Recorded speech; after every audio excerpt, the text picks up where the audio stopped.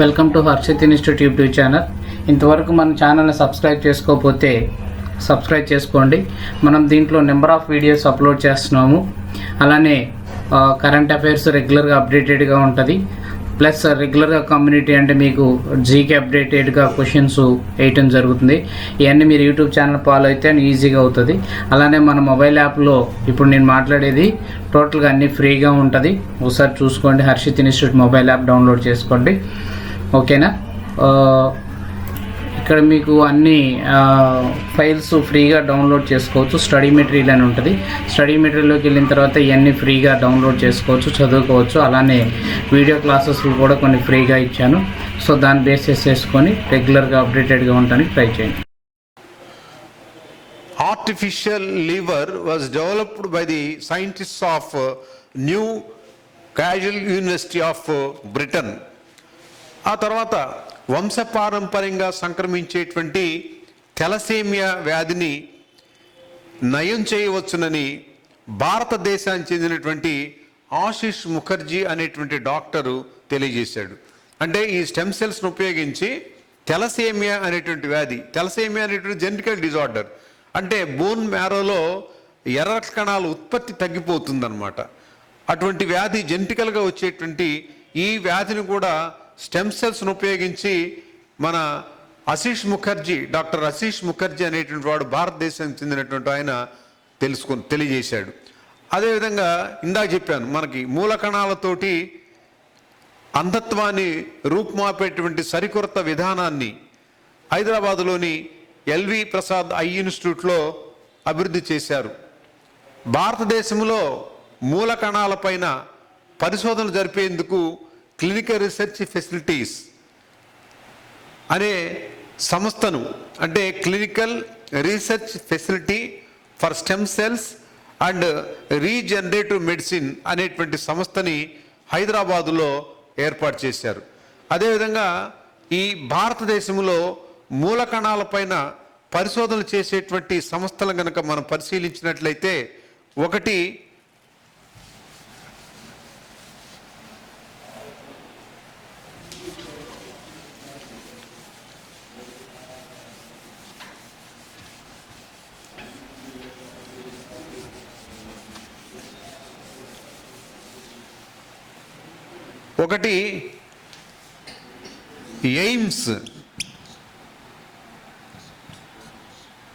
AIIMS all India institute of medical sciences. All India institute of medical sciences ఇది ఎక్కడ ఉన్నది? న్యూఢిల్లీలో. All India institute of medical sciences. రెండవది national brain research institute. National brain research institute Gurgaon హర్యానాలో ఉన్నటువంటి గురుగాన్ ప్రాంతంలో ఈ ఎన్బిఆర్ఐ అనేటువంటి ఇన్స్టిట్యూషన్ ఉన్నది. అదేవిధంగా Christian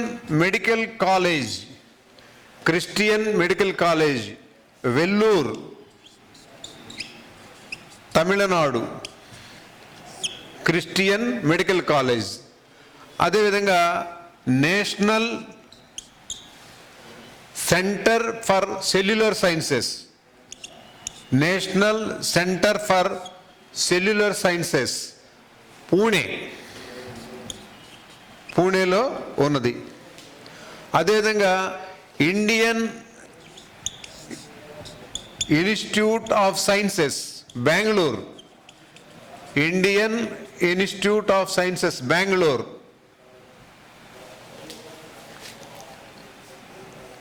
Indian institute of sciences Bengaluru. ఆరోది L V Prasad eye institute. L V Prasad eye institute Hyderabad. ఈ 5 సంస్థలు కూడా మూల కణాలపైన పరిశోధనలు చేసేటువంటి భారతదేశంలో ఉన్నటువంటి సంస్థలు. ఒకటి all India institute of medical sciences, 2 national brain research institute 3 Christian medical college, 4 national centre for cellular sciences, 5 Indian institute of sciences, 6 LV Prasad eye institute అనేటువంటి సంస్థలు భారతదేశంలో మనకి ఈ ప్రఖ్యాతమైన సంస్థలు ఉన్నాయి. నెక్స్ట్ అప్లికేషన్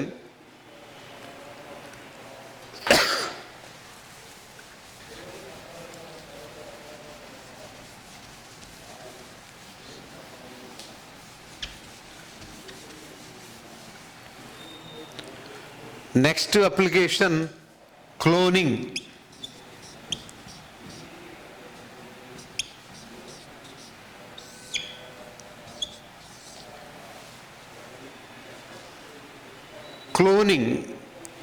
ఈ క్లోనింగ్ అనేటువంటిది కూడా ఇంపార్టెంట్ అనేటువంటి అప్లికేషన్. మనకి ఈ క్లోనింగ్ అంటే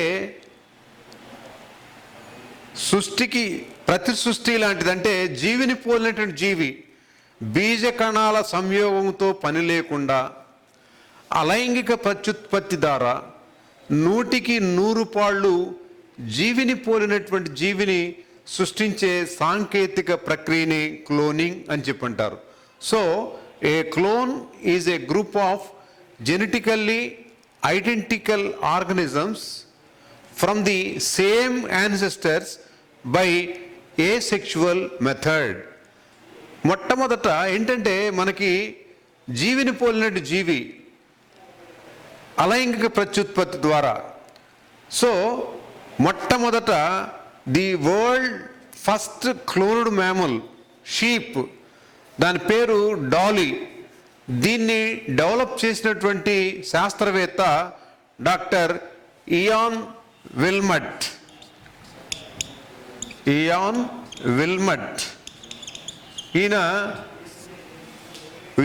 విల్మట్ అనేటువంటి శాస్త్రవేత్త మొట్టమొదట క్లోనింగ్ పద్ధతి ద్వారా ఒక గొర్రె పిల్లని అభివృద్ధి పరిచాడు. దాని పేరు డాలీ అని చెప్పంటారు. ఈయన స్కాట్లాండ్లోని రోజ్లిన్ ఇన్స్టిట్యూట్ యొక్క సైంటిస్టు.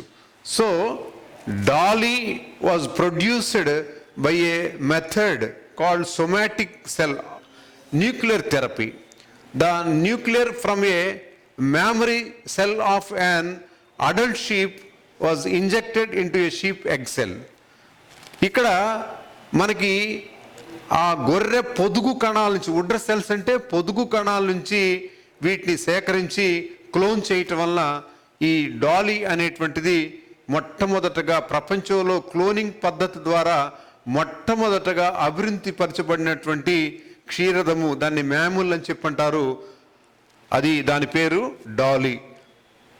సో ఈయనని ఇయాన్ విల్మట్ని క్లోనింగ్ పితామహుడు అని చెప్పంటారు. He was the father of cloning అనేటువంటి టైటిల్ కూడా ఆయనకి ఇవ్వటం జరిగింది. సో ఆ తర్వాత the world first human cloned baby Eve, ఇది డాలీ. ఫస్ట్ మ్యాముల్ ఏమో Dolly, cloned baby named Eve. మొట్టమొదట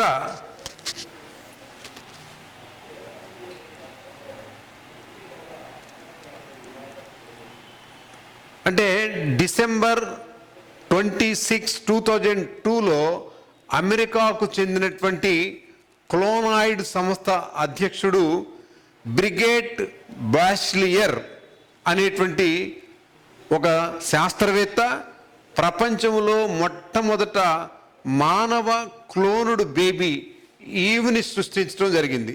the world first human cloned baby Eve was produced by Brigitte Boisselier, president of human Clonaid society of united states in the year 2002. So మొట్టమొదట ప్రపంచంలో మానవ cloning బేబీని సృష్టించినటువంటిది దాని పేరు ఈవ్ అనేటువంటిది. ఆ తర్వాత the world's first cloned goat Yang, మొట్టమొదటి క్లోనుడ్ గోట్ యాంగ్. ఈ యాంగ్ అనేటువంటి క్లోన్డ్ గోట్ అంటే క్లోన్డ్ గొర్రె పిల్లని, గోట్ అంటే మేక పిల్లని డెవలప్ చేసినటువంటి శాస్త్రవేత్తలు చైనా వాళ్ళు. ఇది 2003 ఫిబ్రవరి 7వ తారీఖు నాడు దాన్ని డెవలప్ చేయడం జరిగింది. సో 2003 ఫిబ్రవరి 7న చైనా దేశానికి చెందినటువంటి శాస్త్రవేత్తలు ప్రపంచంలో మొట్టమొదట క్లోన్డ్ మేకపిల్ల యాంగ్ని సృష్టించారు. తర్వాత the world's first cloned horse ప్రోమేటీ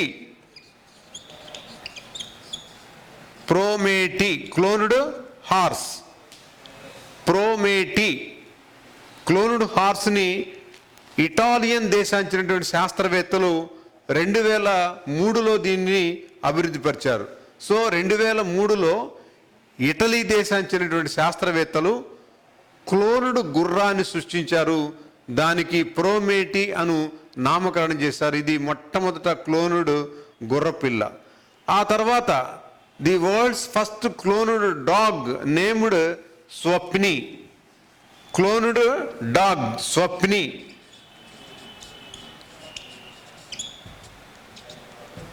Cloned dog Swapni was developed by the scientists of South Korea in the year 2005.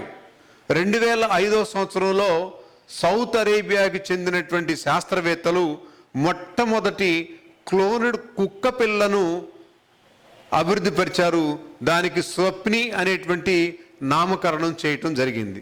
ఆ తర్వాత భారతదేశానికి చెందినటువంటి శాస్త్రవేత్త అంటే జాతీయ పాడి పరిశోధనా సంస్థ నేషనల్ డైరీ రీసెర్చ్ ఇన్స్టిట్యూట్ ఆ సంస్థకు చెందినటువంటి శాస్త్రవేత్తలు ప్రపంచంలో మొట్టమొదటి గేదె పిల్ల సంరూప మొట్టమొదట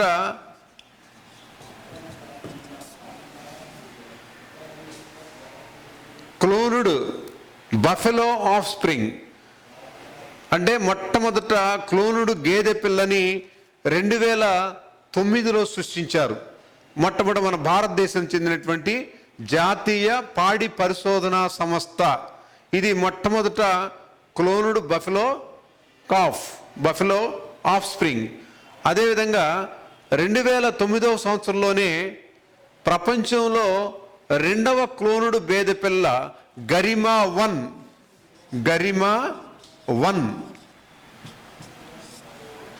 ఇది కూడా బఫెలో ఆఫ్ స్ప్రింగే. సో ఇది ప్రపంచంలో మొట్టమొదటి క్లోన్డ్ బఫెలో ఆఫ్ స్ప్రింగ్. ఇది second buffalo of spring Garima 1. ఈ రెండింటిని కూడా అభివృద్ధి పరిచినటువంటి శాస్త్రవేత్తలు భారతదేశానికి చెందినటువంటి వాళ్ళు జాతీయ పాడి పరిశోధన సంస్థకు చెందినటువంటి శాస్త్రవేత్తలు.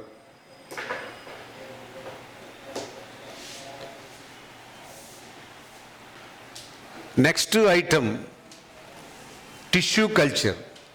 దీన్ని కణజాల వర్ధనము అని చెప్పంటారు. దీనిని మొట్టమొదట ఈ పరిజ్ఞానాన్ని ప్రవేశపెట్టిన శాస్త్రవేత్త జర్మనీ దేశానికి చెందినటువంటి హ్యాబర్లాండ్ అనేటువంటి శాస్త్రవేత్త ఈ కణజాల వర్ధనాన్ని ప్రవేశపెట్టాడు. అందుకే ఈయనకు ఫాదర్ ఆఫ్ టిష్యూ కల్చర్ అని చెప్పి బిరుదు కూడా ఉన్నది. Father of tissue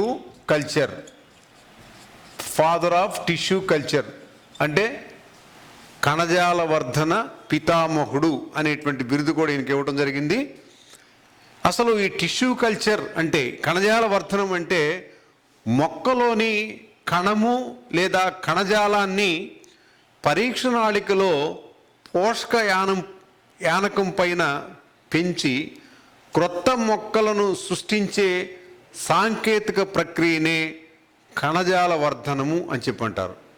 okay, tissue culture is a technique in which cells or tissues are collected from the selected parts of a plant and grown in a test tube under nutrient media. అంటే ఏ భాగానైనా కణంలో ఉండేటువంటి కణజాలాన్ని.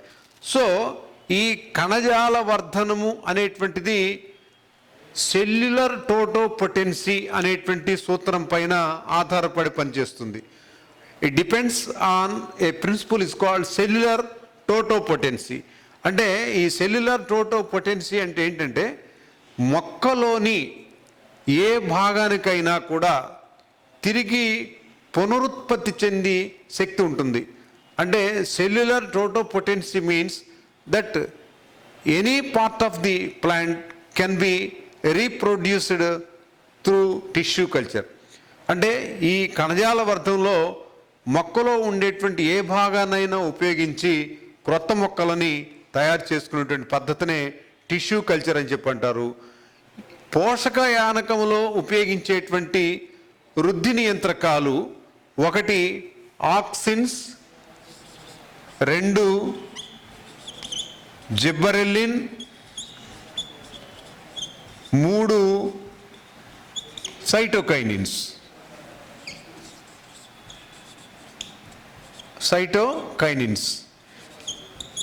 వీటిని plant growth regulators అని చెప్పంటారు. వీటిని పోషక యానకంలో ఉపయోగించి auxins, అదేవిధంగా జిబ్బరెల్లిన్, సైటోకైనిన్స్. ఈ ఆక్సిన్స్, జిబ్బరెల్లిన్ రెండు కూడా కణాలు, కాండాల పెరుగుదలకి తోడ్పడేటువంటి వృద్ధి నియంత్రకాలు. ఈ సైటోకైనిన్స్ అనేటువంటిది ఏంటంటే కణాలు విభజన చెంది క్రొత్త కణాలు ఏర్పడటానికి ఇది తోడ్పడుతుంది అన్నమాట.